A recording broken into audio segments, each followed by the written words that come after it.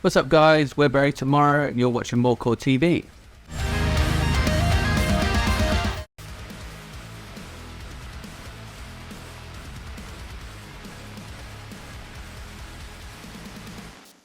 Yeah, I think we're in a new era, aren't we? And I think, as a band of many years, a band that, has been easily a decade and a half of our lives, and certainly of the music industry in its nature, we've got this really interesting dynamic at this moment in time where we do have that new feeling, we do have that kind of hype and that kind of, I think, everybody rooting for us to be the band that we've always kind of wanted to be, and kind of pushing us also to do so, but equally steeped in a long-standing history with playing this kind of music. And whilst there is adaptations, we still champion that metal and metalcore kind of ethos, but with a newfound kind of drive and work ethic, which I think is probably the biggest thing that's changed over this last kind of year, I suppose, or 2 years, is this absolute drive and commitment to be the best possible version of ourselves, both from a cultural internal perspective, but also from a musical point of view and a sonic perspective. Like,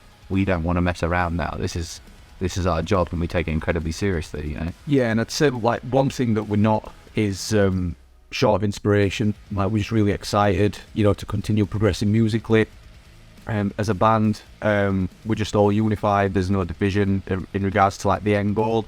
And it's just refreshing to have this, renewed vigor and an alignment in what we want from this band. And it's cool to see people want us to succeed. Yeah, I was just going to say, it's not really about like what we do and don't do, or will and won't do moving forward musically, because I think actually it's the opposite. It's about that nothing's really off the table. It's, we will do what we want to do to write the best song as possible. And I think that's the freeing part of what we're doing right now, is like, we're happy to try new things, as well as refine like maybe some of the more traditional Barry Tomorrow sounds. But it's a whole new era of creative freedom when writing, and then just a new era of refreshed kind of positive energy within the group, which enables everything else, be it songwriting or performing or touring or everything else that comes with being a band. It enables that to be better, and just a better place to be moving forward.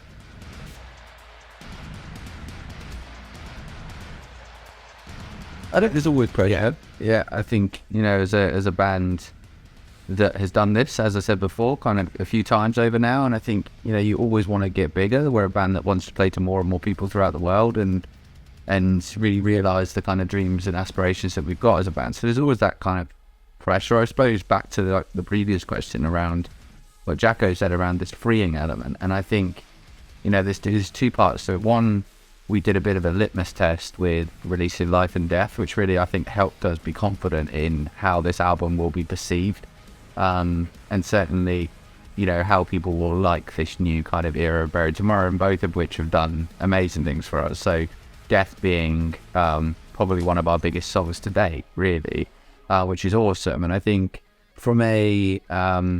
but I also think from a freeing element of us just trying and enjoying and going through the process, it kind of takes the pressure off somewhat more, because I know how positive that experience was, and I know that people can kind of feel that and see that through our music, both from a live perspective and a kind of recorded perspective. And so that's enough, that's enough for us to know that we have put every single thing that we could do, we did do with this record, which just really helped, I think, take that pressure off,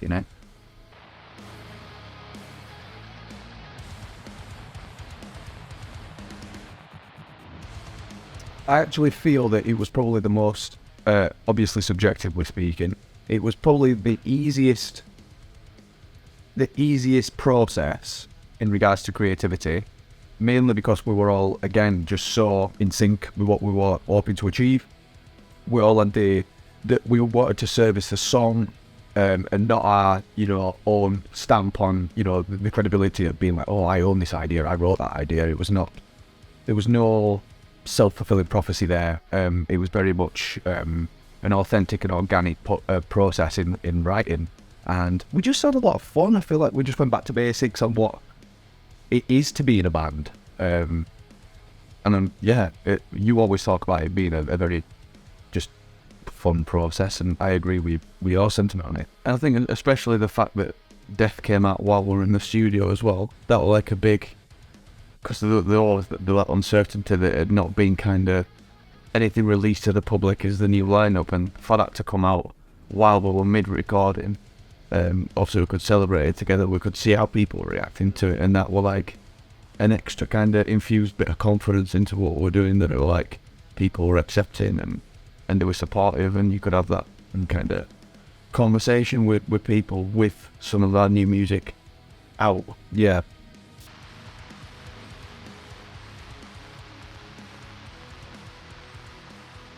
It always kind of just happened. I think the biggest change, obviously, as a very reference to, is having kind of Tom and Ed in the band, and specifically, you know, on this record, Tom, who obviously is a keen songwriter and does that as part of your living, you know, that's what he does, which is always an incredible element, because usually it's down to kind of songwriting, and then it's down to like producers, and they're always like a bit of an external part. And whilst Danwell absolutely I see as a seventh member of our band when we're in that process,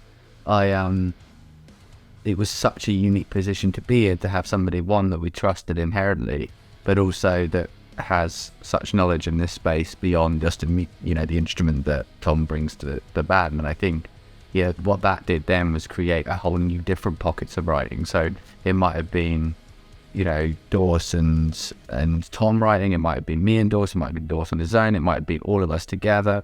And I think that, again, it was that kind of really over analyzing everything that we do in this like stage cycle. So sitting with something, listening to it, understanding it, okay, no, we can change that, we can make that better, let's do it again. And it will be in those processes. And whilst I think in the past we've done pre-production, we've never done it to the extent that we did it on this record. And it was almost like pre-production. Usually in a band it's kind of pre-production, okay, it's done tracking.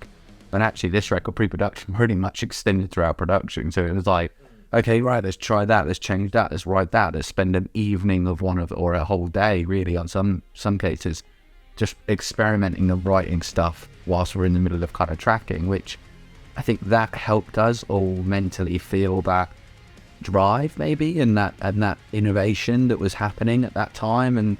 And so from a writing process, I mean, we are very lucky that we're digitally enabled now. It's gone of the days where it needs to be necessarily in a garage all together and you're all in a practice studio writing an album.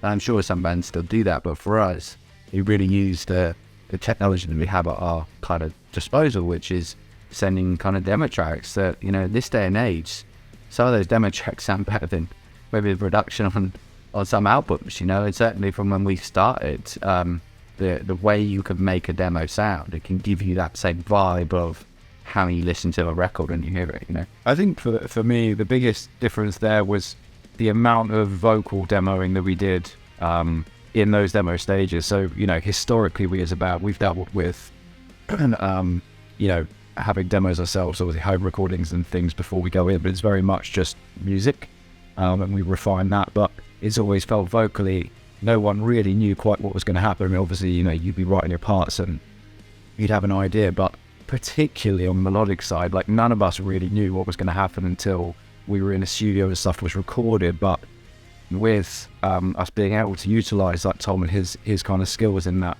area, we were able to go into the studio with songs that, you know, they had vocal parts, and we were all able to hear the ideas and hear them develop and, you know, be able to tweak stuff. And I think that went a long way to us not just kind of having to settle for, you know, the first or second idea. You know, things were written, we sat on them, we thought about it, and we changed what needed to be changed. And we did that for every element, but particularly this time, being able to do that with the vocals meant, I think it just paid off in regards to how the albums come together. That was probably the biggest difference, demo-wise, I think, that we had this time.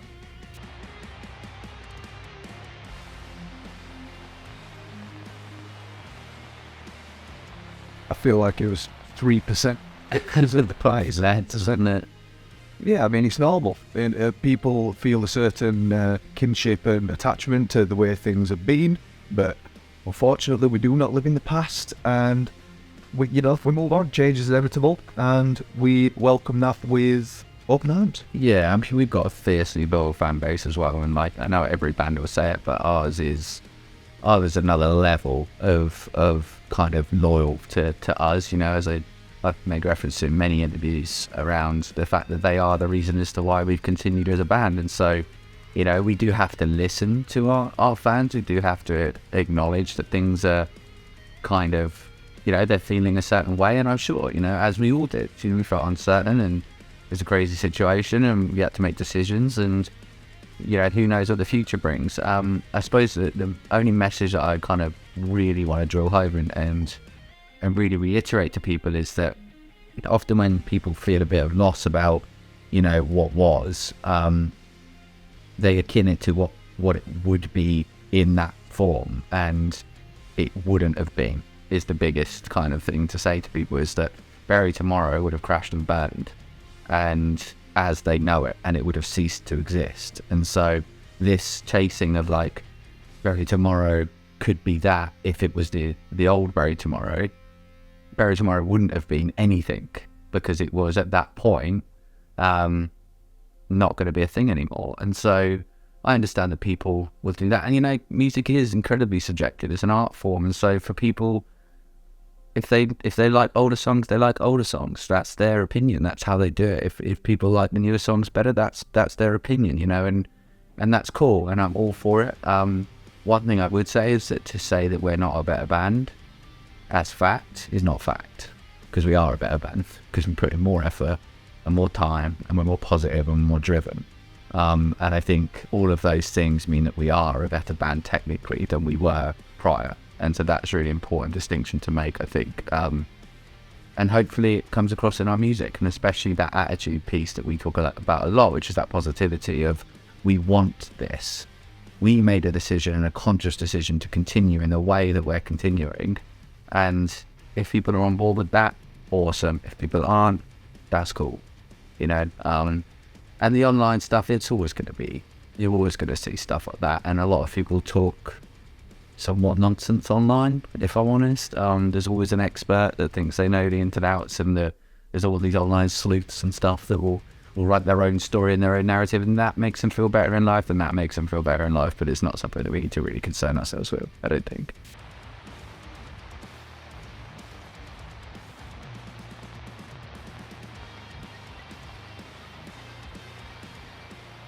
I've probably told.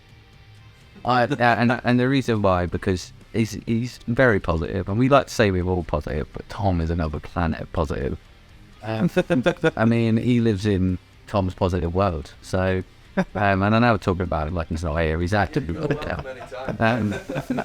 No, I would definitely say Tom, and I would say that from a vocal perspective, it's always a world that, whilst, you know, I've dabbled in and helped to be part of, having that inherent way of singing is something that I would love to be able to do, and obviously I'm learning my own kind of on my own journey with that. But that's definitely is the enigma for me. I've always been a vocalist and a screaming vocalist, and I've never been a clean or melodic singer, and so it'd be really cool to see what that might look like. And it might not be a thing, but it's just, yeah, I'd love to just wake up and be able to do what he can do. That's for sure. I'd make that opposite. So we'll swap. Would you come on and stick and we'll swap for a bit? I think I'd Swap for an album. I'd go you, Jacko, because I respect your stoic fashion in how you approach things, and you've got a gorgeous dog. And to be fair, I'd probably switch with theirs. It's Nothing about you drumming. Oh no, I want to be you, mate. Like, start setting up and pat down. No hands. I was going to say, I guess, like, whether we're talking about swap as a personal swap, like on stage. Okay, I'd switch with Dad then. Dad, I'd have the most fun time. I'd have the funnest time. there's, oh yeah, you're nothing to do. Exactly. He's not here to decision himself. I'm the bassist. Like, I'd switch with Dad. All the bases are going to come for you. I'd be able to get, where's the shit? Just have a stomp. We're off. If we're just talking about stage, I'd switch with Dan, because, you know, I'm always just at the back, you know, so I want to feel what it's like to be at the front.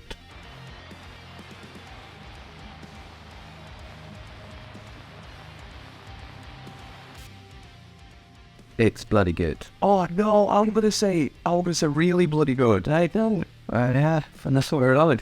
Well done. Well done with the album. Well done. Oh damn, good job all round. See you later, MoreCore.